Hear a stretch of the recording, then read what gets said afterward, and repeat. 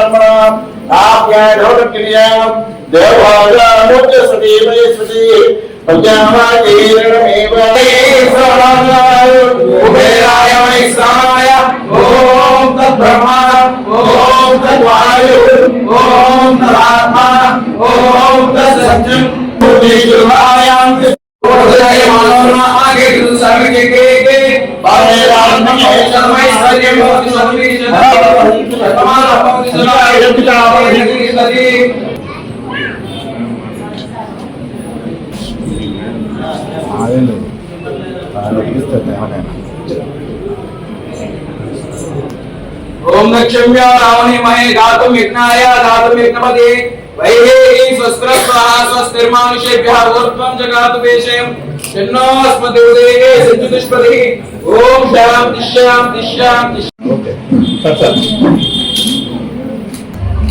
Okay sir.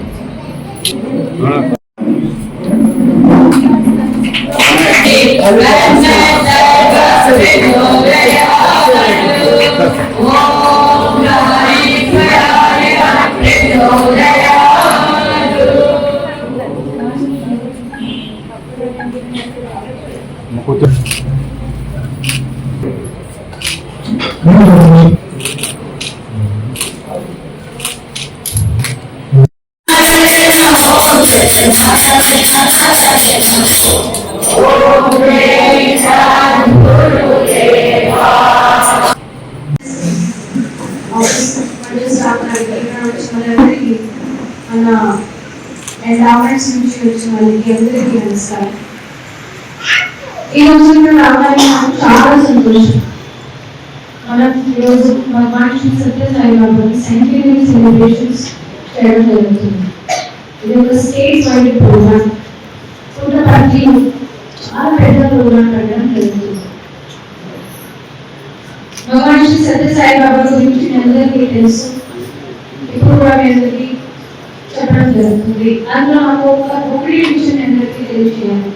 చాలా municipality మనం training కి 20లో వచ్చేసాను. తర్వాత ఆంధ్ర దర్శన్లో మన బ్యాచ్ కి మొత్తం ఆంధ్ర దర్శన్ అప్పుడు మనం అనంతపురం వెళ్ళాము. అనంతపురం వెళ్ళి అక్కడ మంచిగా ఎండలో తెలుసు, అసలు నీరు దొరుకుతూ తాగడానికి కూడా నీరు లేదు. అక్కడ మనకి శ్రీ సత్యసాయి బాబా నుంచి చాలా మంచి ప్రాజెక్ట్ పెట్టడం జరిగింది. ఆ ప్రాజెక్ట్ వల్ల అక్కడ చాలా మందికి మంచి నీరు ఏర్పాటు చేయడం జరిగింది. ఆ ప్రాజెక్ట్ చూసుకొని లైక్ రేర్ ప్రాజెక్ట్ అది చాలా చోట్ల మీరు అది అసలు మీకు కనపడదు. అది ఫస్ట్ ఇన్స్టెన్స్. అప్పుడు మనకు శ్రీ సత్యసాయి బాబా గురించి ఫస్ట్ టైం అవగాహన ఇవ్వడం జరిగింది. అప్పుడు అవి చూసి నాకు చాలా గౌరవం వచ్చింది. ఇలాంటి జనాలకి ఇంత చేసిన చాలా కామన్ ఏం కాదు. అందుకే ఈరోజు స్టేట్ వైడ్ ప్రోగ్రామ్ ఇది పెట్టడం జరిగింది. దీనిలో నాకు చాలా సంతోషం. అదే మీ అందరూ కూడా ఇక్కడ వచ్చారు. గిరిజన వృద్ధులకు ఎండి మొహిద్దీన్ బేగం దుప్పట్లు పంపిణీ చేశారు. ఆదివారం కర్లపాలెం మండలం చింతాయపాలెం కాల్వ పక్కన ఉన్న 25 గిరిజన కుటుంబాలకు దుప్పట్లు పంపిణీ కార్యక్రమాన్ని చేపట్టారు. ఈ దుప్పట్ల బేగ్ తండ్రి గారైన అస్మతుల్లా బేగ్ చారిటబుల్ ట్రస్ట్ నుంచి అందిస్తున్నామని నిర్వాహకులు తెలియజేశారు. ఈ సందర్భంగా మొహిద్దీన్ మాట్లాడుతూ చలికాలంలో తన వంతుగా పేద ప్రజలకు సహాయం చేస్తున్నామన్నారు. ఈ కార్యక్రమంలో సామాజిక సేవా తత్పరులు ఇనుకొల్లు పోలీసురావు, ఎం పరమానంద కుమార్, దుబ్బలపూడి రాజశేఖర్, ప్రసాద్, నాగరాజు, ఆజిమ్ ఖాన్, పఠాన్ భాష, రామాంజనుడు తదితరులు పాల్గొన్నారు.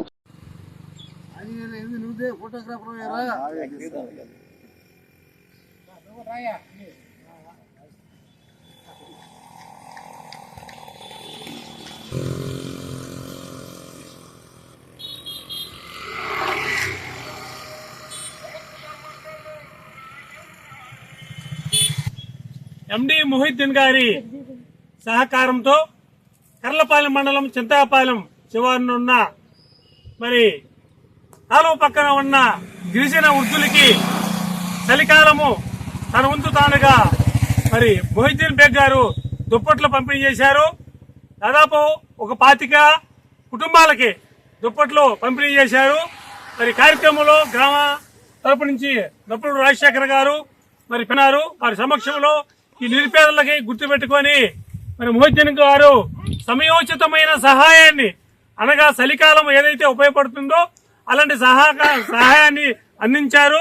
ఈ సందర్భంగా మన పఠాన్ గారి వాస్తవ్యులు ఎండి మొహిద్దీన్ బేగ్ గారు వారి తండ్రి పేరైనటువంటి అతావుల్లా బేగ్ చారిటబుల్ ట్రస్ట్ ఆధ్వర్యంలో ఈరోజు చింతాయపాలెం గ్రామంలో 25 నిరుపేద కుటుంబాలకు దుప్పట్ల పంపిణీ కార్యక్రమం చేశారు. మరి ఇంతే కాకుండా ఇతను చాలా సేవా కార్యక్రమాలు చేస్తున్నారు. మొన్న ప్రకృతి విపత్తి వల్ల ముంతా తుఫాను కూడా తుమ్మలపల్లి గ్రామంలో వెళ్ళి ఒక 50 కుటుంబాలకు దుప్పట్ల పంపిణీ కార్యక్రమం చేశారు. మరి అదేవిధంగా నిరుపేదలు ఎవరైనా పెళ్లి చేసుకునే వాళ్ళకు కూడా ఆర్థిక సహాయం చేస్తున్నారు. అనారోగ్యంగా ఉన్న వారికి కూడా ఆర్థిక సహాయం చేస్తున్నారు. మరి ఇలాంటి సహాయాలు ఎన్నెన్నో చేయాలని ఆ దేవుణ్ణి ప్రార్థిస్తున్నాను. మరి మొహిద్దీన్ బేగ్ గారిని ఆరోగ్యాలు అష్టైశ్వర్యాలు ప్రసాదించాలని ఆ దేవుణ్ణి కోరుకుంటున్నాను. విశ్వశ్రేయస్సు విశ్వశాంతి కోసం గాయత్రి హోమయజ్ఞాలు చేస్తున్నామని చీరాల శ్రీరామహంస సహయాద్రి ఆశ్రమ నిర్వాహకులు సుమంగళి అన్నారు. కర్లపాలెం శ్రీరామకృష్ణ సేవా సమితిలో శ్రీరామహంస సహయాద్రి ఆశ్రమ ఆధ్వర్యంలో గాయత్రి హోమయజ్ఞాలు నిర్వహించారు. 12 హోమంలో ఏర్పాటు చేసి 36 మంది దంపతులు హోమం చేశారు.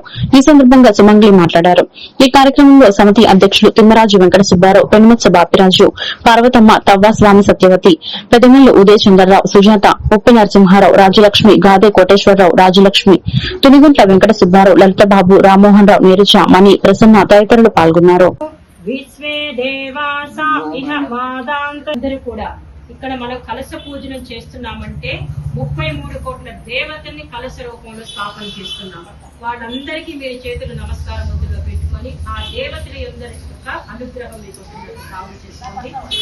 ఓం కలశస్య ముఖే విష్ణు కంఠే రుద్ర సమాశ్రితః మూలే తస్య శ్రితో బ్రహ్మ మధ్యే మాతృగణా స్మృతాః కుక్షౌతు సాహితా సర్వే కలసంతు సమాశ్రితః అత్ర గాయత్రి సావిత్రి శాంతి పుష్పికరే స్వదా త్వయి తిష్టంతి భూతాని త్వయి ప్రాణ ప్రతిష్ఠితః శృతః త్వయి తిష్టంతి సర్వేపి యత కామఫలప్రదాః తత్ప్రసాదితం యజ్ఞం కర్తుమేహే జలోద్భవ సాన్నిధ్యం కురు మే దేవ ప్రసన్నో భవ. జై శ్రీరామ్. శ్రీరామకృష్ణ సేవా సమితి కర్లపాలెంలో 23 నవంబర్ ఈ రోజు ఇక్కడ గాయత్రి మహాయజ్ఞం నిర్వహించడం జరిగింది. రామకృష్ణ సేవా సమితి వాళ్ళు 12 కుండీయ గాయత్రి మహాయజ్ఞము. దీనిని శ్రీరామహంస సహ్యాద్రి ఆశ్రమం వారు మేము ఆశ్రమ నిర్వాహకురాలని వచ్చి ఇక్కడ యజ్ఞం చేయించడం జరిగింది. ఇక్కడ 12 కుండీల యజ్ఞంలో దంపతులందరూ కూడా పాల్గొన్నారు.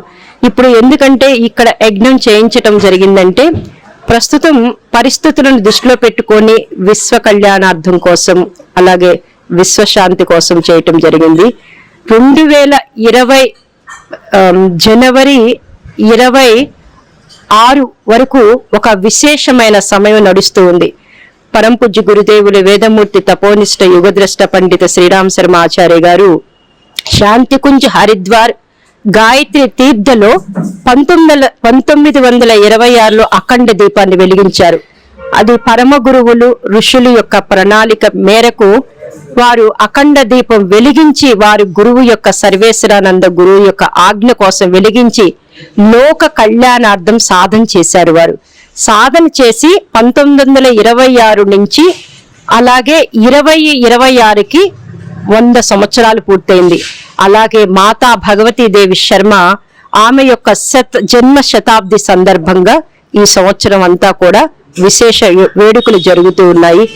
దాని సందర్భంగా ఇంటింటా గ్రామ గ్రామాలలో ప్రతి ఊళ్ళో సామూహిక గాయత్రి మహాయజ్ఞాలు చేసి ఆ యజ్ఞ ఫలితాన్ని బొమ్మ ఇమ్మడి రవి వలన చిత్ర పరిశ్రమకు కోట్లాది రూపాయల నష్టం వాటిల్లిందని కనుక రవిని ఎన్కౌంటర్ చేయాలంటూ తీర్మానాలు చేస్తున్న సినిమా పెద్దలు సినిమాల వలన మన యువత విలువైన సమయాన్ని బంగారు భవిష్యత్తును పాడు చేసుకుంటున్నారని విషయం గుర్తించారని సామాజికవేత్త భానుప్రసాద్ అభిప్రాయాన్ని వ్యక్తం చేశారు. ఆయన తన కార్యాలయంలో ఏర్పాటు చేసిన విలేకరుల సమావేశంలో మాట్లాడుతూ సినిమాలో నటించేవారు అభినయించే పాత్రలను బట్టి కథానాయక పాత్రధారులు లేక కథానాయకుడు పాత్రధారి అని సంబోధించడానికి బదులుగా పదాలను పూర్తిగా మార్చేసి నేటి ఎంటర్టైన్మెంట్ మీడియా నిర్వాహకులు హీరో అనే పదం వాడుతున్నారని, అంతేకాకుండా వారిని లేనిపోని తోకలను తగిలిస్తున్నారని, పత్రికలే ఆ రకంగా వ్రాస్తే అర్థం ఏమిటి అని ప్రశ్నించారు. ఈరోజు ఐబొమ్మ ఎవరైతే ఇమ్మడి రవిని అరెస్ట్ చేయడం వాటి మీద మన మీడియాలో ప్రజల్లో పెద్ద ఎత్తున ఒక చర్చ జరుగుతూ ఉంది. ఈవేళ ఒక కామన్ మ్యాన్ ఏదేమైనప్పటికీ ఐబొమ్మ రవి చట్ట వ్యతిరేకంగా చేసిన మాట వాస్తవం. కానీ ఈవేళ ఈ సినిమా మాఫియా ఏ రకంగా ప్రజల మీద సగటు ప్రేక్షకుల మీద భారం పెడతా ఉంది, ఏ రకంగా వాళ్ళని చాలా గొప్పవాళ్ళుగా చిత్రీకరించుకొని ఎంటర్టైన్ మీడియా ద్వారా ఒక 12 ఏళ్ల వయసు నుంచి అప్కమింగ్ యూత్ అంతా కూడా వాళ్ళ ఎనర్జీ లెవెల్స్ ఖర్చు పెట్టడమే కాకుండా తల్లిదండ్రులకి ఇష్టానికి వ్యతిరేకంగా వేల రూపాయలు ఫ్లెక్సీలు కడతా ఉన్నారు. వీళ్ళు ఏ రకంగా గొప్పవాళ్ళు, మేము చదువుకునే రోజుల్లో రాష్ట్రపతికి అత్యున్నతమైన శాలరీ అని చెప్తునేవాళ్ళు. ఈవేళ ఈ దేశం కోసం అన్నం పెట్టే రైతన్నకు లేనటువంటి ఆదాయం, వ్యాపారం చేసుకునేటువంటి వాళ్ళకి లేనటువంటి ఆదాయం, ప్రభుత్వ ఉద్యోగాలు చేసేవాళ్ళు సైతం ఈవెన్ ఒక కలెక్టర్ జాయిన్ అయిన దగ్గర నుంచి ఎండింగ్ కూడా లేనంత రెమ్యూనరేషన్ ఒక్కొక్క సినిమాకి 300 కోట్లు 200 కోట్లు. అసలు ఏంటి ఇది డబ్బా? ఈ రకంగా తీసుకొని మీరు రేట్లు పెంచేసి ప్రజల మీద భారం పెట్టడం ఎంతవరకు సమర్థనీయమని మేధావులందరూ కూడా ఆలోచించాలి. వీళ్ళు ఏ రకంగా ఒక సినిమా పాత్రధారులు దీన్ని ఈ మీడియా ఒక గందరగోళంలో పెట్టి వాడకూడని పదజాలం వాడుతున్నారు. దే ఆర్ నాట్ హీరోస్, హీరోలు కాదు, కథానాయక పాత్రధారులు, హీరో పాత్రధారులు. ఈ దేశం కోసం పోరాడే సైనికులు, రైతులు, బిడ్డల్ని పోషించి కష్టపడి పెంచే తల్లిదండ్రులు హీరోలు. వీటి మీద ఎక్కడ కూడా చర్చ లేని కారణం వీళ్ళు చాలా గొప్ప వాళ్ళగా ప్రతిష్ఠించుకుంటాను. ఈ దేశంలో అనేక సమస్యలు వచ్చినాయి. నిర్భయ ఇష్యూ వచ్చింది, నోట్ల రద్దు జరిగింది, రాష్ట్రంలో సమైక్యాంధ్ర ఉద్యమం జరిగింది, రాష్ట్రంలో తెలంగాణలో దిశ జరిగింది.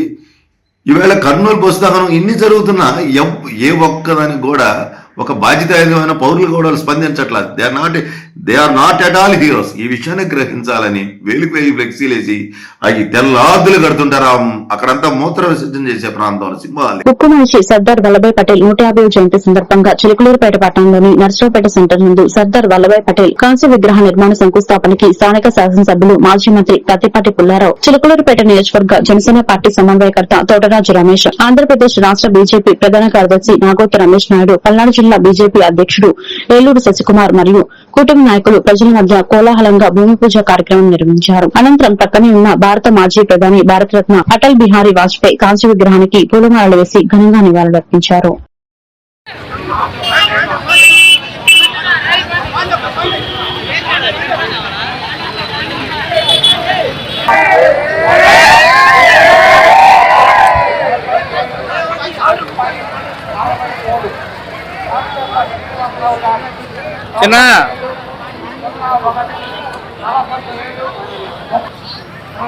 పుల్లారావు గారి ఆధ్వర్యంలో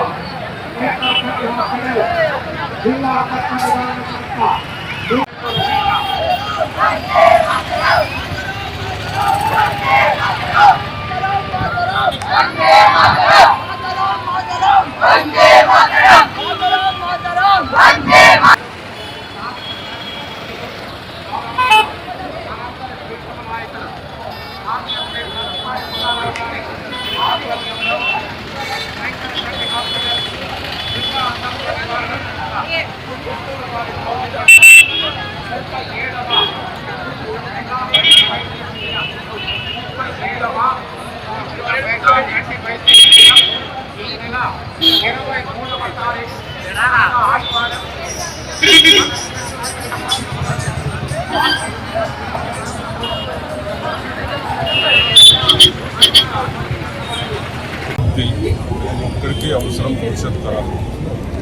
భిన్నత్వంలో ఏకత్వం.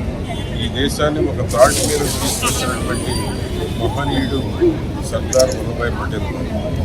చిన్న పెద్ద సంస్థానాలన్నీ చెప్పినట్టు 560 సంస్థానాలని ఒక దేశం కింద ఒక తాటి మీద తీసుకొచ్చి ప్రపంచంలోనే అతి పెద్ద భారతదేశంగా సృష్టించినటువంటి ఘనత సర్దార్ వల్లభాయ్ పటేల్ గారిని.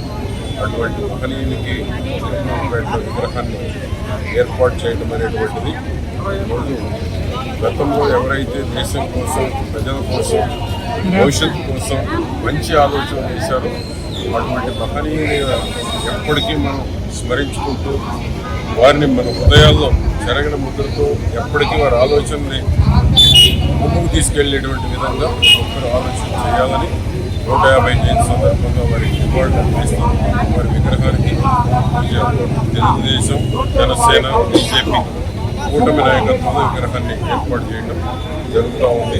శుభాకాంక్షలు తెలుపుతున్నాను. ఈ వార్తలు ఇంతటితో సమాప్తం. మరొక బిడ్డలో మళ్ళీ కలుద్దాం. నమస్కారం.